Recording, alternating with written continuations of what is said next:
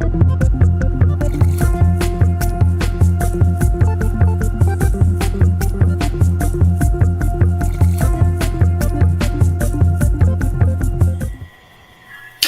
están, estimados amigos de Onda Digital Perú? Les habla Enrique Cornejo desde su programa Punto Crítico, un programa de análisis económico, social y político que se transmite todos los martes, como hoy, 6 de junio del año 2023, en vivo por Onda Digital Perú y todos sus canales y plataformas asociadas en todo el país.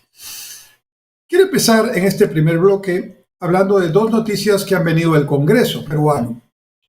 Y el Congreso peruano nos ha acostumbrado a malas noticias casi todos los días. Creo que no puede estar más desprestigiado el Congreso peruano ante la ciudadanía. Quizás el único mérito que han tenido es que no lograron, impidieron la mayoría de los congresistas que se tuvieran los votos para una mayoría calificada que permitiera un cambio constitucional para a su vez cambiar la Constitución. Fíjense que con solamente el anuncio de que se iba a cambiar una Constitución que hizo el señor Castillo cuando era candidato y que ratificó cuando ya era presidente, las inversiones se fueron del Perú. O sea, en realidad no lo estamos viendo todavía en toda su dimensión, pero ya empiezan a notarse los primeros, repercusiones de eso que se hizo hace ya casi 2 años. Y es que la inversión privada el año pasado creció 0%, es decir, no creció. Y este año, ya en los primeros meses del 2023, la inversión privada está teniendo un crecimiento negativo, o sea, una caída. Algunos de ustedes podrían decir, bueno, si la inversión cae, bueno, ya se recuperará. Pero es un serio problema que la inversión privada caiga, porque contrariamente a lo que se piensa, la inversión privada no es solamente ni principalmente la inversión del Banco de Crédito, del Grupo Interbanco, de Antamina o de Telefónica. En realidad, el 80% de la inversión privada en el Perú es realizada por pequeños y medianos emprendedores, muchos que se generan su propio empleo. Ellos son, junto con los medianos y los grandes, todos los que no están invirtiendo. Voy a explicarlo. Si un gran proyecto minero se paraliza, y hay varios paralizados en el Perú, claro, un poco la noticia irá, bueno, pero ellos son los que ganan mucho dinero, ¿no? Y entonces, bueno, si se paraliza, tendremos que seguir viendo en otros sectores. No es tan sencillo, pero aun si lo fuera, no sería una buena noticia que se paralice cualquier proyecto de inversión. Pero también se está paralizando, así como esa gran empresa paraliza sus nuevos proyectos, también el pequeño empresario paraliza sus nuevos proyectos. Eso también se llama inversión. Por ejemplo, el bodeguero que está en la esquina del barrio, que había decidido comprarse una pequeña camionetita para poder hacer sus entregas, ya no va a comprarse la camioneta, o había decidido modernizar sus anaqueles donde pone su mercadería, ya no va a comprar los nuevos anaqueles. Todo eso es inversión, ¿no? El pequeño comerciante que trabaja en un mercado y que había decidido comprar el puesto del costado para ampliar su negocio, ¿no? Ya no lo va a hacer. El chiquito, el mediano y el grande tienen el mismo pensamiento. El peruano y el extranjero tienen el mismo pensamiento. Si yo voy a invertir mi dinero, pequeño, mediano, grande, necesito estar seguro de que ese dinero me va a retornar. Claro que hay un riesgo en todo negocio, eso se asume, pero siempre los inversionistas, no obstante que entran en un riesgo, tratan de que ese riesgo sea más o menos calculado en base a un análisis de sentido común. El bodeguero, el verdulero, el gasfitero, el pequeño empresario, de repente no tienen el conocimiento para hacer un análisis fino de un pronóstico o de un impacto de alguna medida en su economía, pero sí saben si van a ganar o van a perder dinero.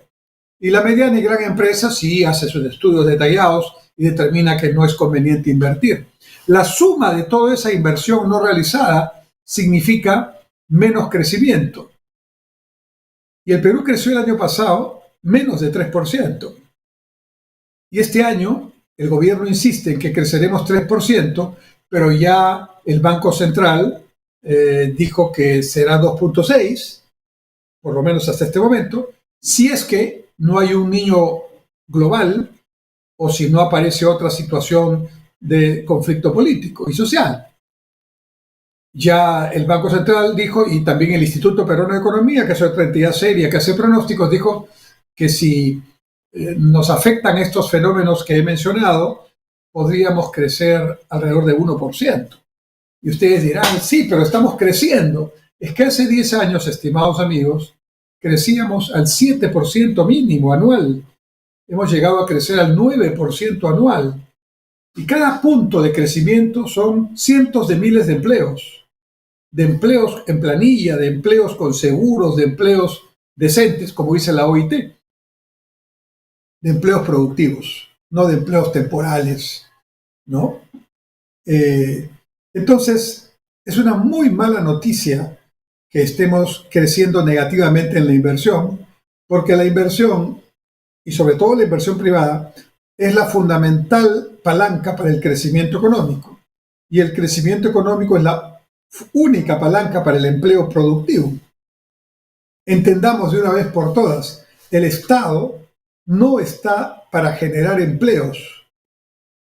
Suficiente ya con los empleos del personal que trabaja en las instituciones públicas, ¿no? Que entre jubilados y activos hay ahí varios millones, ¿no? Deben ser alrededor de 3 millones y medio de personas. Pero la población económicamente activa es mucho más grande. Hay que darle empleo a cerca de 15 o 16 millones de peruanos que están entre los 15 y los 64 años de edad, o 65. Entonces, el Estado le da empleo y a veces crea empleos, digamos, que podrían, digamos, no generarse. Cada gobierno crea los suyos, ¿no? Y así las cosas, el empleo público va creciendo, pero es pequeño el porcentaje de empleos públicos.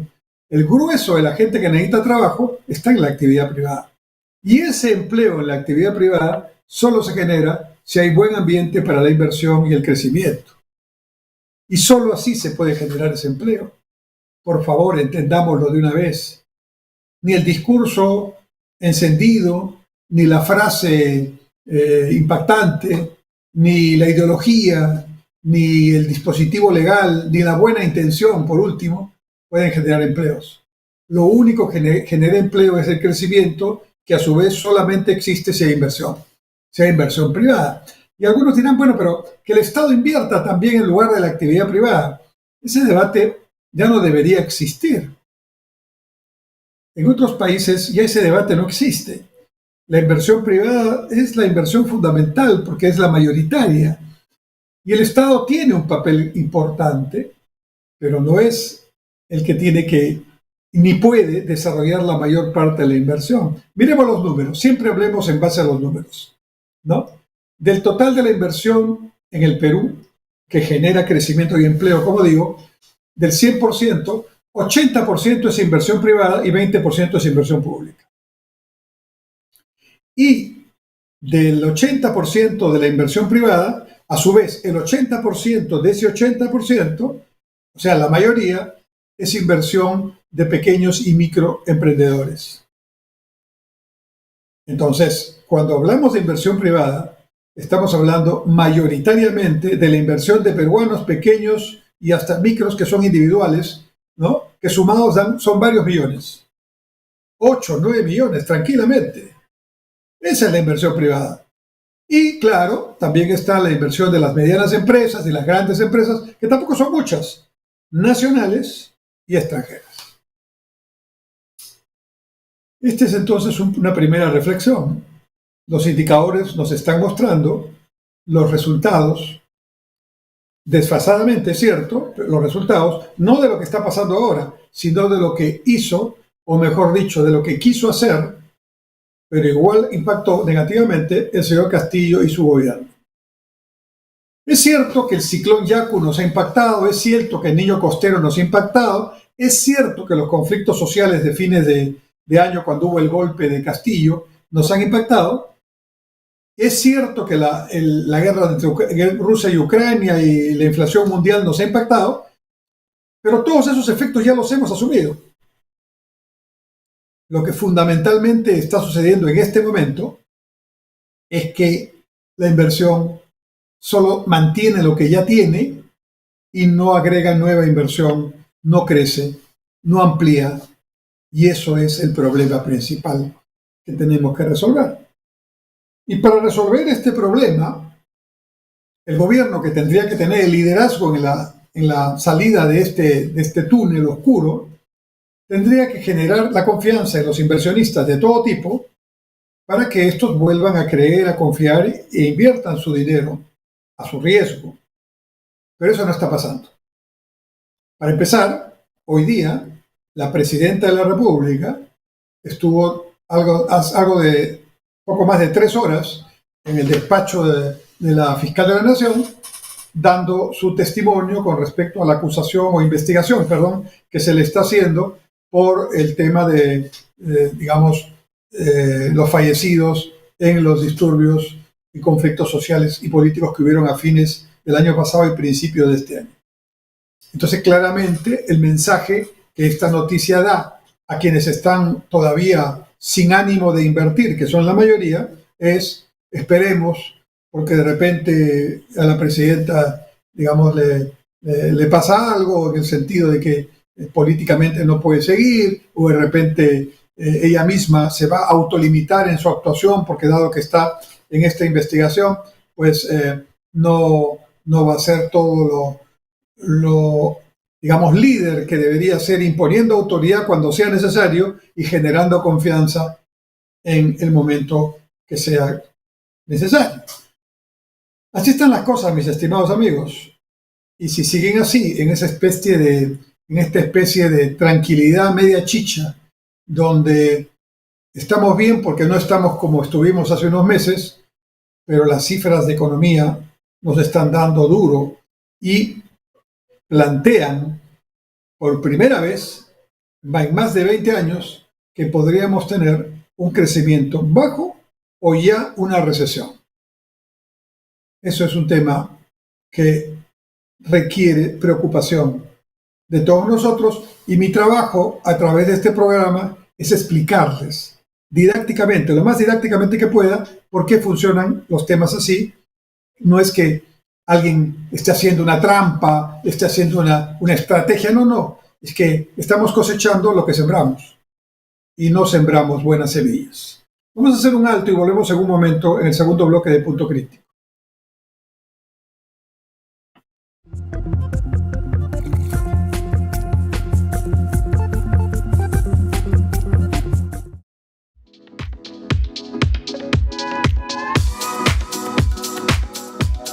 Hola, te espero este jueves a las 8 de la noche en Conversando Íntimamente.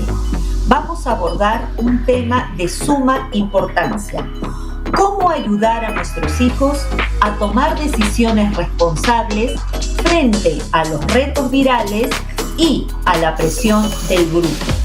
Cualquier duda, comentario o pregunta que tengas, házmela llegar al WhatsApp 9999-03150. Recuerda, este jueves a las 8 de la noche tienes una cita íntima conmigo.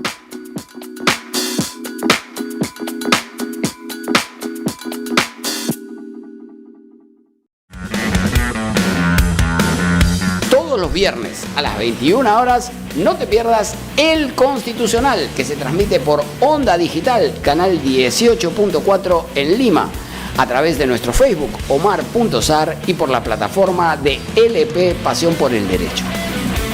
Toda la actualidad constitucional y procesal constitucional la vamos a analizar contigo, corto y fácil, como de costumbre.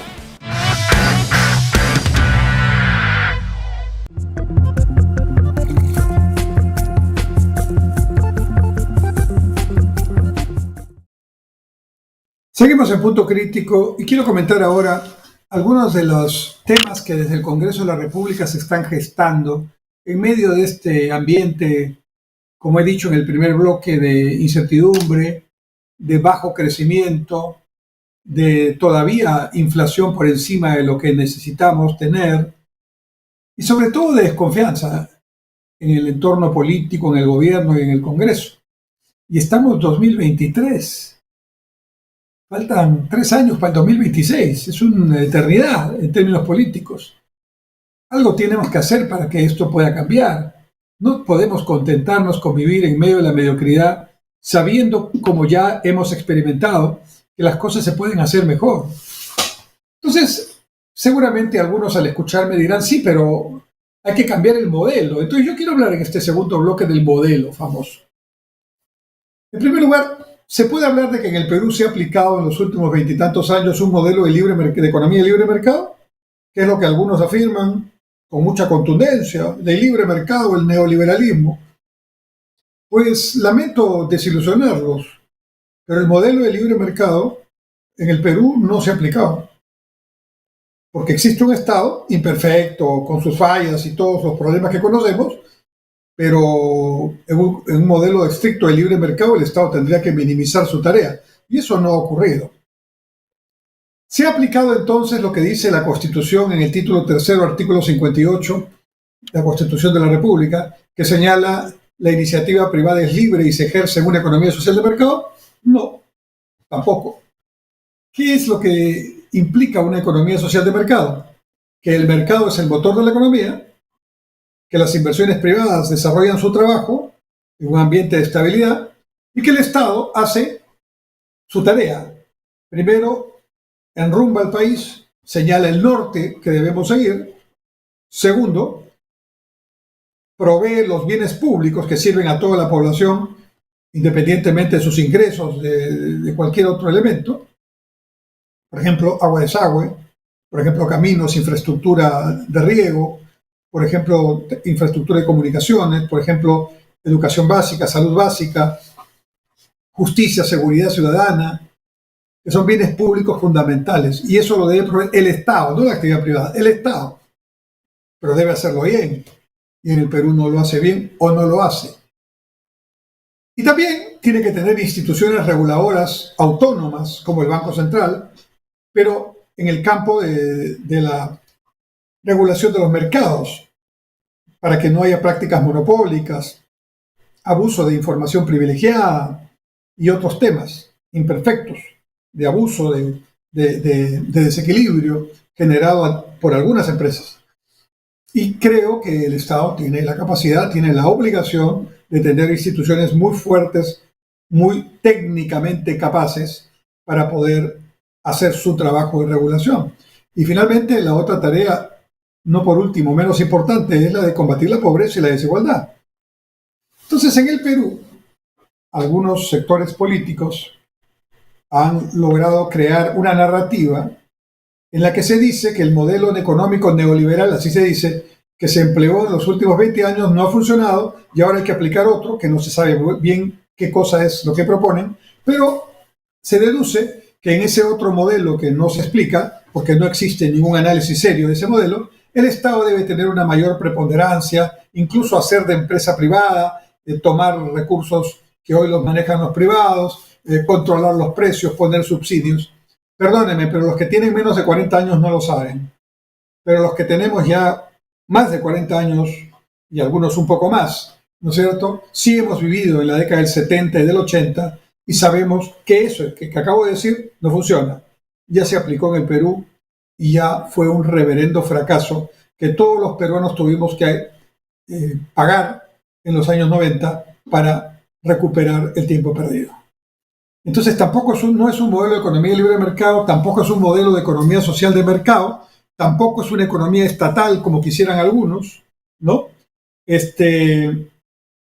Entonces, creo que aquí lo que tenemos que analizar es, con datos y con evidencia, qué es lo que ha pasado en el Perú en los últimos 20 o 30 años. Yo creo que los datos nos dicen y son inobjetables, que creció fuertemente la inversión privada y pública, pero sobre todo la inversión privada, alentada por una normatividad promotora, una legislación que favorecía las inversiones, alentada por un ambiente macroeconómico estable, baja inflación, estable tipo de cambio, Banco Central autónomo, Ministerio de Economía y Finanzas responsable, y eso que se ha venido consolidando, Perú abierto al mundo comercialmente y en inversiones, y eso que se ha venido consolidando ha permitido que haya un crecimiento sostenido a lo largo de estos veintitantos años, que ha generado millones de empleos y que logró bajar la pobreza monetaria del 54% de la población en el año 2000 al 20% en el año 2019. Esas son cifras concretas. Y quien quiera refutarlas, pues no está hablando seriamente. Miren, la democracia es para debatir y para divergir, incluso tener divergencias, tener posiciones diferentes. La democracia no es pensamiento único, ni mi pensamiento te lo trato de imponer, ni tampoco alguien puede tratar de imponerme el suyo. Es en el diálogo, en el debate, en la escucha y en el diálogo democrático donde se van generando no las ideas mías, no las ideas tuyas, sino ideas que son un poco de cada quien y que van generando el consenso, y así se avanza en la democracia, con los votos y buscando en lo posible que se hagan, digamos, se avance, tal vez no como todos quisiéramos, pero se avance, siempre se avance y no se retroceda. Entonces, este punto de vista es importante porque las cifras que he mencionado son así de concretas. Pero claramente, el 2019 todavía teníamos 20% de pobreza. Y yo diría un Estado que no estaba cumpliendo su tarea a cabalidad, lo cual no es culpa del modelo económico, no es culpa de la inversión privada, no es culpa del mercado, sino es culpa de que el Estado no se ha reformado, no se ha hecho su propia reingeniería, y de esto tenemos responsabilidad todos quienes hemos hecho gestión pública y políticas de gobierno en los últimos 50 años. Nadie se salva, me estoy incluyendo, porque creo que hay que hablar así, con autocrítica, hay que hablar con seriedad. Entonces, ¿qué es lo que ha fallado? ¿Ha fallado el crecimiento? No. ¿Ha fallado la inversión privada? No. ¿Ha fallado la relación entre crecimiento, inversión privada y empleo? No. ¿Ha fallado la lucha contra la pobreza en virtud del crecimiento? No. ¿Ha fallado la lucha por bajar la inflación? No. ¿Qué es lo que ha fallado? Lo que ha fallado, y todavía no ha entrado a la epidemia del coronavirus, en el 19, es que el Estado todavía seguía siendo un Estado poco transparente, un Estado ineficiente, un Estado lento y, lo más importante para mí, un Estado alejado del ciudadano. Dicho de otra manera, que tiene su propia agenda y que no prioriza la agenda que interesa, los temas que interesan al ciudadano de a pie, al ciudadano común y corriente, que somos la gran mayoría de peruanos. Entonces, ese Estado es el que ha fallado, porque el que no haya hospitales o centros de salud equipados y con médicos, lo que hace la inhumana situación de que las personas tienen que madrugar por una cita que se las van a dar dentro de semanas, o que tienen que esperar años o más de un año para tener una intervención quirúrgica de emergencia, eso es inhumano. Y eso no es culpa del modelo, es culpa de que el Estado es ineficiente, que no tiene una política y un sistema de salud preventivo adecuado, y que hay que hacerlo, hay que corregirlo. Pero no echemos, digamos, la responsabilidad a la inversión privada de haber sucedido eso, y que haya una educación pública que efectivamente tiene serios problemas de contenidos, de calidad, de pertinencia, de competencias, ¿no? Tampoco es culpa de la actividad privada y de la inversión, es culpa del Estado, que no ha sabido poner ese tema en prioridad y darle una modernidad como debe ser, una atención preferente, prioritaria. Entonces, mis estimados amigos, si algo hay que reformar es al Estado. El Estado peruano requiere reforma, pero no requiere una reforma para hacerlo más pequeño o más grande. la reforma no es solamente un cambio constitucional, de repente hay que hacer algún cambio por ahí, puntual, pero no total de la Constitución.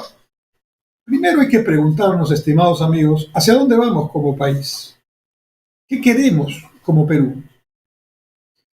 Los países vecinos, nuestros países vecinos, Ecuador, Brasil, Bolivia, Chile, sí tienen claro el norte que ellos pretenden y quieren seguir. Y en función de eso, cohesionan sus esfuerzos para lograr ese objetivo. Perú no ha terminado de hacer ese ejercicio, de definir hacia dónde va. No es por falta de inteligencia, ni por falta de buenas personas calificadas, ni de documentos. Probablemente la mayoría de los que me está viendo y escuchando no conoce un documento que ha elaborado el Centro de Planeamiento Estratégico CEPLAN y que consiste en una visión del Perú al año 2050. Ahí está un texto, la visión de lo que queremos como Perú dentro de apenas 27 años. 37 años, ¿no? No, 27 años, para el 2050. Entonces no es por falta de inteligencia, ni de documentos, ni de especialistas.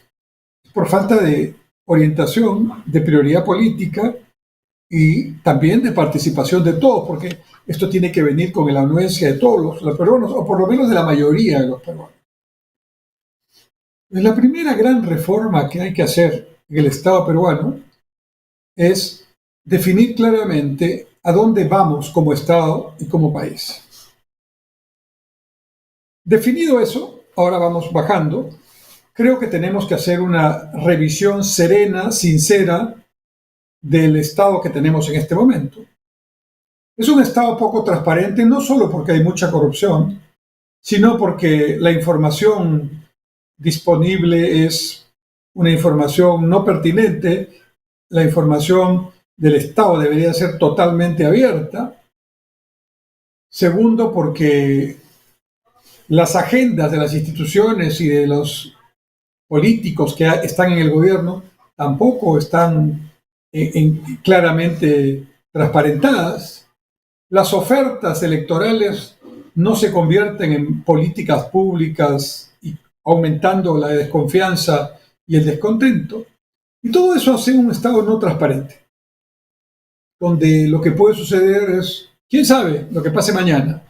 Por ejemplo, en medio de esta confusión y de este desmanejo, hoy día el rector de una universidad importantísima, la primera o de las primeras universidades que enseñan medicina en el Perú, el rector de la Universidad Cayetano Heredia, reclamaba a viva voz por un medio de comunicación masivo que está en el Congreso se ha aprobado un proyecto de ley mediante el cual a las universidades, que son los centros por definición de generación del pensamiento, investigación científica y de formación profesional, se les está sacando del Consejo que norma lo que se refiere al residentado médico. Les explico. Como todas las profesiones, los médicos también tienen una secuencia profesional. Primero estudian 7, 8 años la carrera de medicina y luego cuando ya han terminado la carrera de medicina y son bachilleres en medicina, cumplen los requisitos, la investigación, en fin, y sacan su título de médico cirujano. Pero hace 100 años un médico cirujano era un médico general que veía de todo. Hoy día el nivel de la ciencia médica ha avanzado tanto que todos tienen que especializarse e incluso subespecializarse. La especialización de la especialización, es decir, tienen que estudiar para lo que se llama el residentado médico, para durante 1 o 2 años especializarse en geriatría, en pediatría, en cardiología, en medicina interna, en infectología, etc. Ese estudio se hace en unos hospitales, ¿no? Que son los lugares, las especies de aulas, solo que se hace con pacientes y con médicos ya, que son médicos, pero que se están especializando, en lo que en la ley universitaria se llama la segunda especialidad. O sea que para un médico hacer su segunda especialidad es hacer su especialización. Y cuando vamos al consultorio de un médico encontramos todos sus diplomas y uno de ellos es el diploma de la especialización del residentado. Muy bien, en ese residentado que se hace en los hospitales de salud, del MINSA, de las Fuerzas Armadas, etc., quien supervisa académicamente, y así debe ser, que eso se haga de acuerdo a normas académicas, a principios de rigurosidad científica, ¿no? Son las universidades que tienen facultades de medicina. Muy bien, los señores congresistas, en otra acción absolutamente demagógica, irracional y poco técnica, han aprobado un proyecto de ley y por mayoría, ahí no sé qué pensarán los médicos que son congresistas, ¿no? ¿Qué hacen ahí para no explicarle a sus colegas la barbaridad que están haciendo? Un proyecto de ley, digo, mediante el cual prácticamente las universidades ya no forman parte de este consejo que supervisa los residentados en todo el país.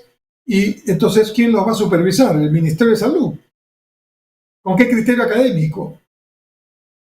Si esa es tarea de otros, no del ministro o del ministerio. Y el otro elemento que plantea es un absurdo.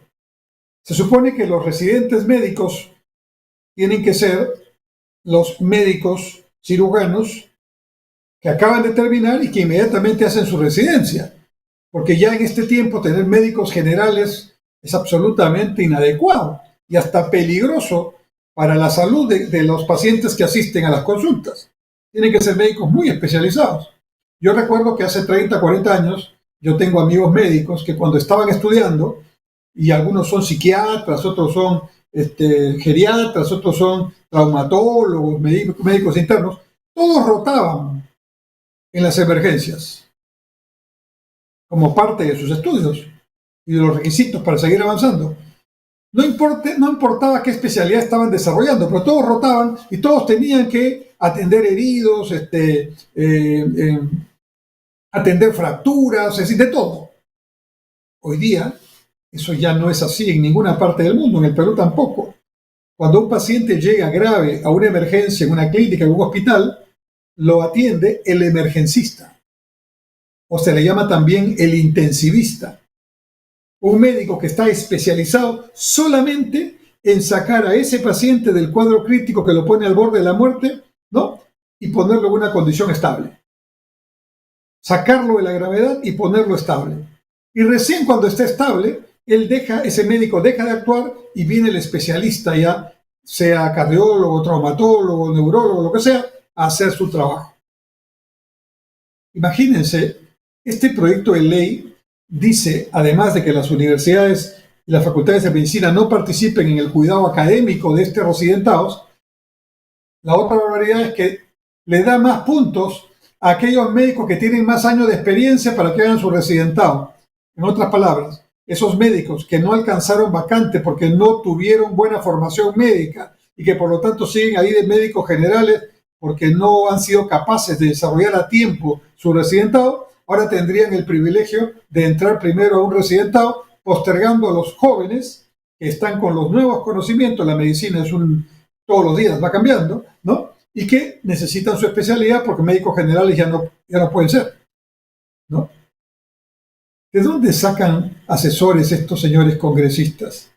¿Quién les da estas ideas? Porque prácticamente, si pudiéramos hacer un concurso para ver qué idea es más descabellada que la otra, creo que no acertaríamos. El Congreso siempre nos sorprende, ¿no? Y entonces el Ejecutivo ha observado la ley, pero lo ha observado en temas de forma, no en temas de fondo. Y ahora el Congreso seguramente insistirá en la ley o le cambiará algunos temas de forma, pero el tema de fondo de esa ley no debería existir. Y seguramente está obedeciendo algún lobby, algún interés de algún sector, y eso no es la manera de hacer función pública o legislativa o función política. Eso es una mediocridad. Eso es algo que no debería ocurrir en nuestro país. No nos merecemos eso. Pero esa ley, o ese proyecto de ley no es el único. Hay un montón de proyectos del mismo tipo que andan ahí inventando cosas. Con honrosas excepciones, el Congreso de la República del Perú es el mejor ejemplo de la mediocridad hecha institución. Lo digo con mucha pena, no me da ninguna satisfacción decirlo. He trabajado en el Congreso por años pero eran otros congresos, donde todos, los congresistas, en ese tiempo senadores y diputados, y que provenían de diferentes opciones políticas, de derecha, de centro, de izquierda, de extrema derecha, todas las posiciones políticas, pero todos tenían un mínimo nivel educativo para empezar, cultural para empezar, y por supuesto especializado en el tema congresal, reglamentario, etc. Un día, estimados amigos, si quieren un poco perder su tiempo, pero a veces perdiendo el tiempo también uno aprende, prendan su canal y vean el canal del Congreso en algún debate en el Congreso de la República actual. Yo sé que se van a aburrir pronto, pero bueno, por lo menos resistan unos 30, 40 minutos viendo el debate. Ellos, los congresistas, por reglamento pueden hablar alrededor de 3 minutos. Mira, deberían hablar 30 segundos para las barrabasadas que hablan, pero aún en 3 minutos, incluso cuando leen, realmente se aprecia un nivel tan bajo, pero tan bajo, que da ganas de decir, bueno, al Congreso deberían ir solamente algunos sectores previa calificación. Pero la democracia se supone que el Congreso es la representación del pueblo y estos congresistas representan un poco lo que hay en el Perú. Una bajísima educación, un bajísimo nivel educativo, una educación sin valores, una educación sin competencias, una educación trunca, mediocre, que hace que las personas se desenvuelvan también con esa mediocridad y sin los valores. Eso es terrible para una sociedad. Cualquier gobierno que venga en adelante, cualquier actor político que quiera hacer política en adelante, va a tener muchos desafíos, pero creo que uno de los más urgentes es darle por primera vez en el Perú y en muchos años verdadera prioridad a la educación. Y esto no significa solamente o principalmente o primeramente o únicamente más presupuesto para el sector de educación. Porque curiosamente, si yo sigo haciendo lo que se llama educación ahora, podré duplicar o triplicar el presupuesto y solo duplicaré o triplicaré la mediocridad. Hay que hacer un cambio verdaderamente drástico. No empezando por la infraestructura, empezando por los contenidos educativos, siguiendo por la capacitación y meritocracia de los maestros, grandes apóstoles, pero que en este tiempo pues están un poco sin la capacitación que era el tema central de décadas pasadas. Mi madre fue profesora. Yo de muy niño la acompañaba cuando ella hacía tareas administrativas en lo que hoy se llaman UGELes, antes se llamaban supervisiones educativas. Y yo asistía con mi mamá enero, febrero a una gran unidad escolar cercana a mi casa, que era la gran unidad escolar Ricardo Palma en Surquillo. Yo vivía en Miraflores, ¿no? Y acompañaba a mi madre porque enero y febrero de todo el país llegaban a las unidades escolares a Lima y a las principales ciudades los profesores a prepararse, a capacitarse para el nuevo año. Todos los años. Y entonces habían profesores que se actualizaban como un requisito fundamental para desarrollar sus clases el siguiente periodo. ¿Qué pasaba con esa capacitación? ¿Qué ha pasado con esa obligación de estar permanentemente actualizados? ¿Qué ha pasado con los contenidos?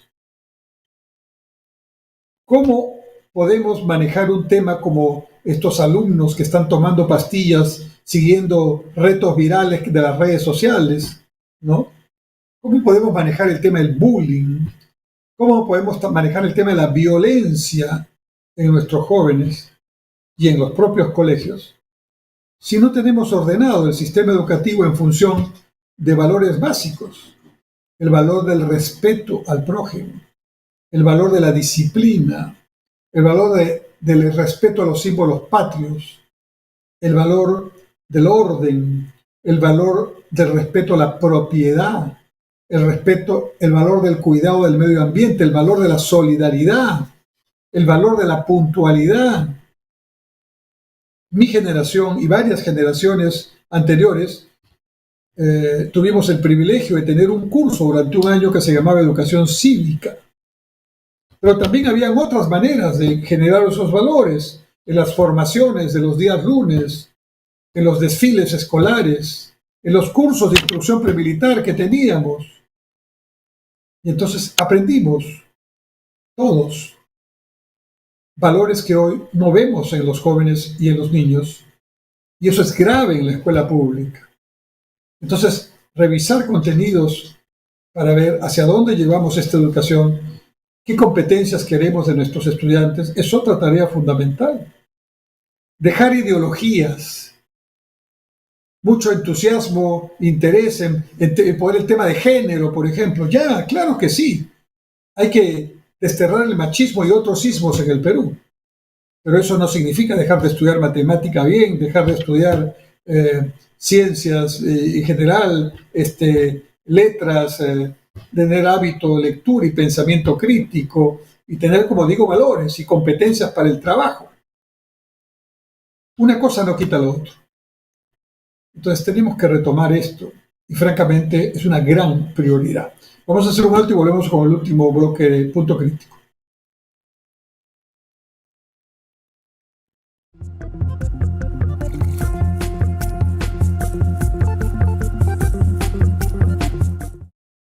Algunas veces es formal, otras es más casual, a veces es pícaro, pero siempre muy entretenido. Por fin es hoy, con Hamilton Segura, por Onda Digital Perú, canal 18.4.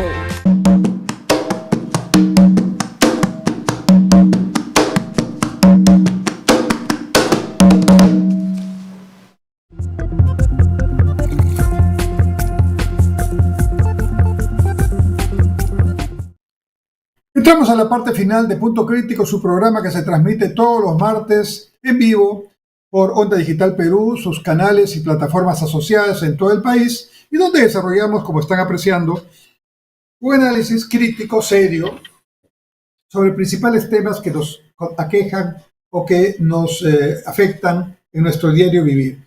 Y como verán, estoy siempre tratando de argumentar con cifras, con evidencia, con casos, y tengo mi propia opinión y tengo derecho a tenerla. Lo que no tengo derecho es que a ustedes les transmitan mi opinión y quieren imponérselas. Ustedes tienen derecho a tener su propia opinión, pero trato de opinar con información, con datos, con evidencia, con casos, de manera que ustedes se formen su propia opinión y también, de preferencia, tomen sus decisiones basado en este mismo método. Vamos viendo qué es lo que está pasando y no solamente aceptemos lo que nos dicen como una verdad, comprobémosla, discutámosla, y si queremos luego de todo esto mantener esa posición, pues bienvenida. Entonces falta, estimados amigos, elevar el nivel del debate en el Perú.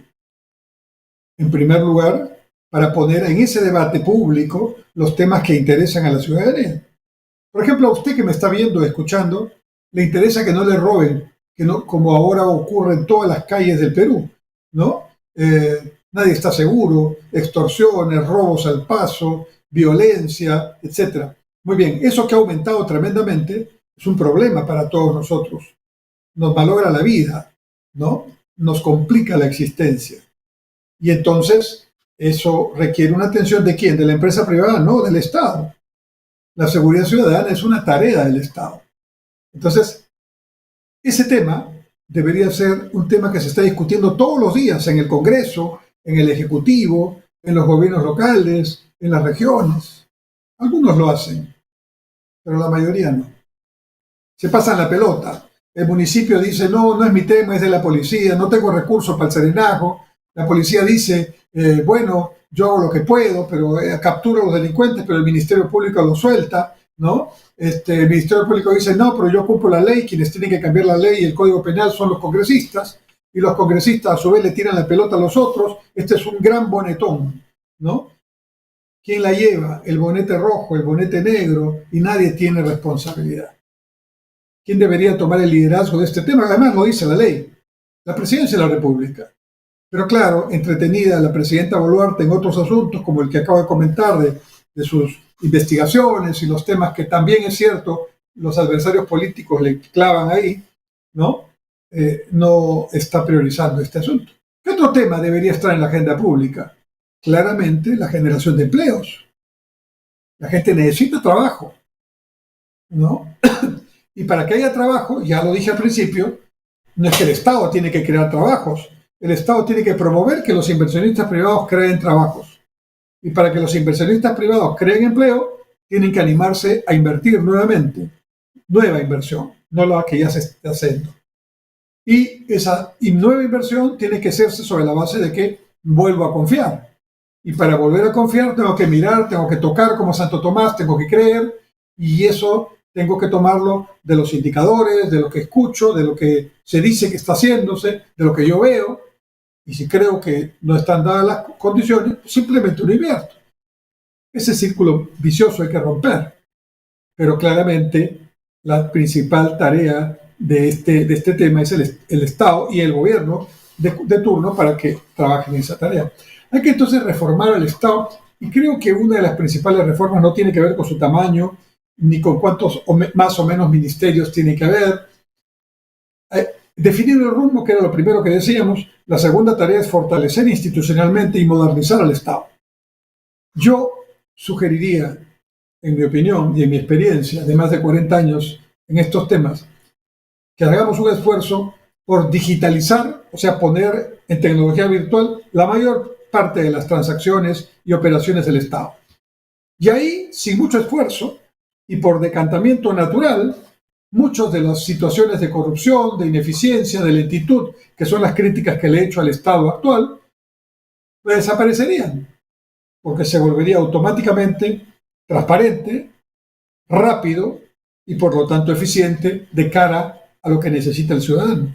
No se puede hacer en todo, pero se puede hacer en mucho. Y claramente hay otros países que ya lo están haciendo, ¿no? Varios de América Latina nos llevan la delantera, y en el mundo hay un país europeo, se llama Estonia, un ex país comunista de la entonces Unión Soviética, que ahora es un país que trabaja en una economía más social de mercado, y en Estonia han digitalizado casi el 100% de las tareas del Estado. Prácticamente el ciudadano no tiene que ir a ninguna oficina estatal ya, y todo lo recibe en su WhatsApp, en su correo institucional, personal, lo que sea, y responde virtualmente por defecto. No le están pidiendo a cada rato la misma información en cada institución pública a la que va. El Estado es uno solo. Lo han logrado, y si un país lo pudo lograr, todos lo podemos hacer. Porque no han sido marcianos ni robots los que lo han hecho. Han sido personas comunes y corrientes que se han dado el trabajo de solucionar este problema. Pero no quedaría ahí. Fortalecer la institucionalidad del Estado es otra tarea. Dar el rumbo, modernizar, digitalizando, simplificando, fastidiando menos al ciudadano. Luego fortaleciendo las instituciones para que sean instituciones que no dependan de las personas, sino de los gobiernos de turno, sino que mantengan las políticas de Estado en el tiempo, venga quien venga. Y luego que tenemos esto, ahora sí, miremos las tareas del Estado, miremos la infraestructura y hablemos de centros de salud equipados y con médicos en todo el país, hablemos de colegios bien equipados para esa educación de calidad que ya revisamos y cuyos contenidos ya modificamos, y hablemos de entonces lo que requiere la justicia con cárceles más modernas y la seguridad ciudadana con sistemas de tecnologías más adecuadas para el trabajo policial.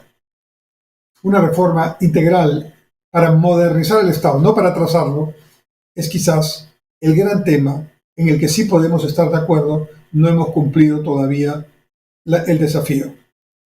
Pero hay que seguir creciendo, hay que recuperar la inversión, hay que recuperar la confianza. De otra manera, no habrá empleos, a pesar de que lo pensemos, lo deseemos o lo gritemos. El empleo surge cuando hay inversión y crecimiento. Muchas gracias y hasta la próxima semana, Dios mediante, en Punto Crítico por Onda Digital Perú. Buena semana.